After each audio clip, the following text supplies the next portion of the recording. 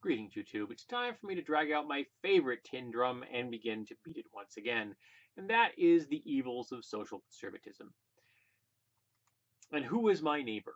When conservatives disengage from organized religion, however, they don't become more tolerant. They become intolerant in different ways. Research shows that evangelicals who don't regularly attend church are less hostile to gay people than those who do, but they're more hostile to African Americans, Latinx, and Muslims. When cultural conservatives disengage from organized religion, they tend to redraw the boundaries of identity, de-emphasizing morality and religion and emphasizing race and nation. So this has been something I've been discussing for a very long time. That it isn't the fault of organized religion that people have these biases, these deep-seated bigotries.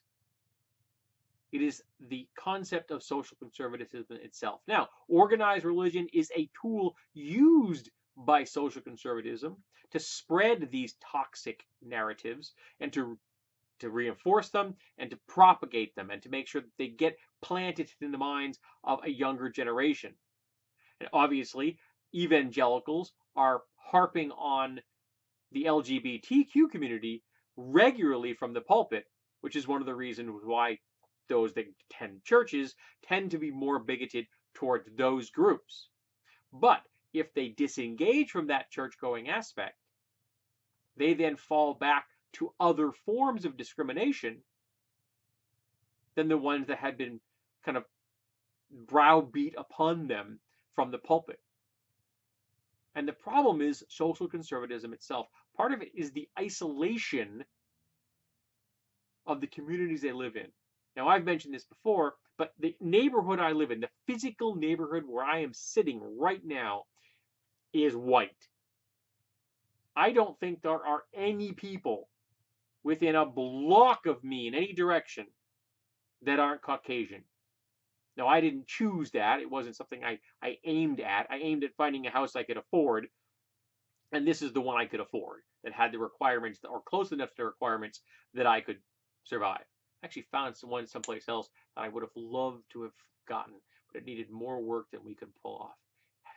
You wouldn't have believed. But I didn't choose to live in a white neighborhood. I just happened to be in one. And it's really easy if you're going to raise a child here, and there are kids across the street, and I can see houses with kids off my porch every day. I see them. It's really easy to raise kids in an environment where that's all they see are the people the same color as themselves, who are all probably some variety of Christian, and think that's the norm and everybody else is the other. And if you don't even have to reinforce that, that would be just a natural belief system. Because all they see are white people who are very likely Christian. And if there's bigotry in their household, there's social conservatism in their household, that is just going to get worse, compounded over and over again. And it's horrible. And you throw organized religion on top of that, and it just gets worse. But the social conservatism is the problem. Organized religion is just a tool of social conservatism. And all of social conservatism is based on fear. If you've grown up never seeing anyone else around you other than people just like you, you may very well fear someone that isn't like you. And that's sad and depressing. Now, even though I live in a white neighborhood, I make an effort to not be that way, to not discriminate against people based on their skin color. And yes, I am aware that I am discriminating against white people right now for supporting the Jester King. But that's for their political agenda, not because they're white. It happens to be that most of the people that voted for him are white. Yeah, funny about that, huh? White supremacists attracted a lot of white people. I make a point to know people outside my personal experiences.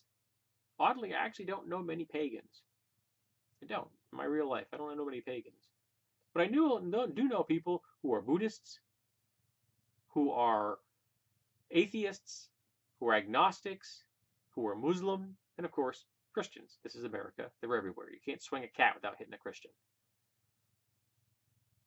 And I make a point to try to go after every aspect of my personal biases and bigotries and root them out. And I'm still working on it. And it is an ongoing process. It is not something you just one day say, okay, I'm done. I'm not going to be bigoted towards anybody ever again. It doesn't work that way. It is something you have to work at. And every time you think you've got to the root of your bigotry, it goes deeper. And you have to keep working at it and reinforcing that frame of mind, burning those synaptic pathways in your head to make sure that you're aware of how you are acting towards people around you, the belief systems that you hold in your head. Is it helping others? Is it helping you to see other people as who they are? Or isn't it? And that's the problem. Social conservatism, fear. And I don't have an answer.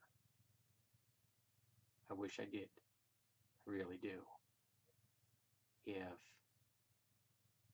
I got one, maybe the eradication of social conservatism would be my wish.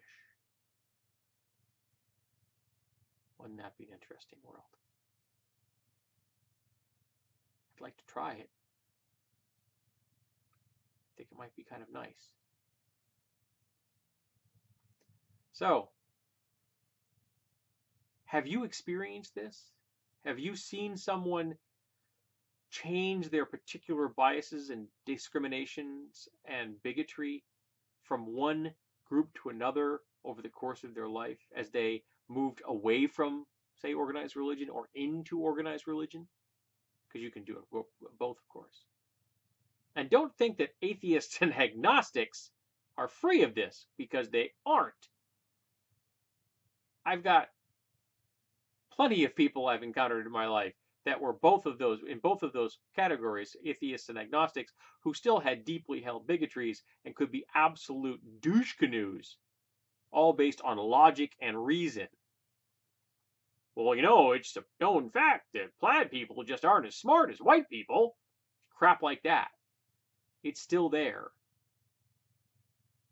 So again, your religious background is a tool for social conservatism. But strip it away, and social conservatism is still there. And that's the problem. So tell me stories. Tell me how you've encountered it. Have you seen this transition from one direction to the other in other people? Have you experienced it? I want to know. Because the more we know about this, the more we can hear other people's stories, the more viewpoints we can expose ourselves to. Well, maybe we'll learn something.